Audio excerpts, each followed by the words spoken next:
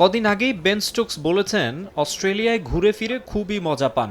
আবহাওয়া, নানা অ্যাক্টিভিটি, খাবার, প্রাকৃতিক সৌন্দর্য সবই উপভোগ্য। কিন্তু এবারের অ্যাশেজের প্রথম ৩ টেস্টে দলের যে পারফরমেন্স, তারপর আর উপভোগ্য হচ্ছে না কিছুই। এরই মধ্যে ৫ ম্যাচ সিরিজে জয় নিশ্চিত করেছে অস্ট্রেলিয়া, আর ইংল্যান্ড দলকে রীতিমতো শুলে চড়াচ্ছে ব্রিটিশরা।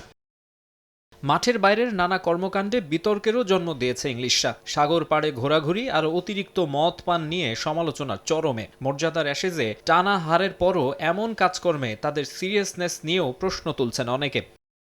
অবস্থা এমন দাঁড়িয়েছিল, মদ পানের পর এমনই মাতাল হয়েছিলেন বেন ডাকেট যে হোটেলে ফেরার পথই নাকি খুঁজে পাচ্ছিলেন না। বিষয়টি খতিয়ে দেখবে England and Wales Cricket Board. সব মিলিয়ে বক্সিং ডে টেস্টের আগে চরম বিপাকে থ্রি লায়নরা। Fantastic Oreo cream biscuit. To know that you've got that support. So কিভাবে পরিস্থিতি সামাল দেওয়া যায় সেটাই ভাবছি।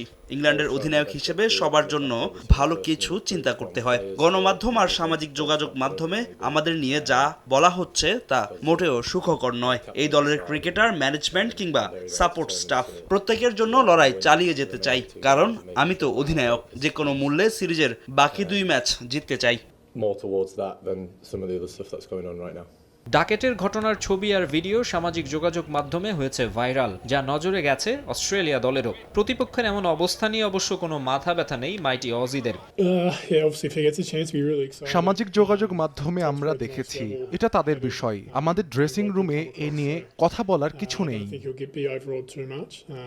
এদিকে বিপদ এখানেই শেষ নয়। সিরিজ জুড়ে ধুঁকতে থাকা ইংল্যান্ড হারিয়েছে তাদের তারকা পেসারকে। ইনজুরির কারণে অ্যাশেজের শেষ 2 টেস্টে খেলা হবে না জফরা আর্চারের। 26 ডিসেম্বর শুরু হতে যাওয়া টেস্টে তার পরিবর্তে খেলবেন গাস অ্যাটকিনসন, আর ওলি পোপের পরিবর্তে নামবেন জেকব বেথেল।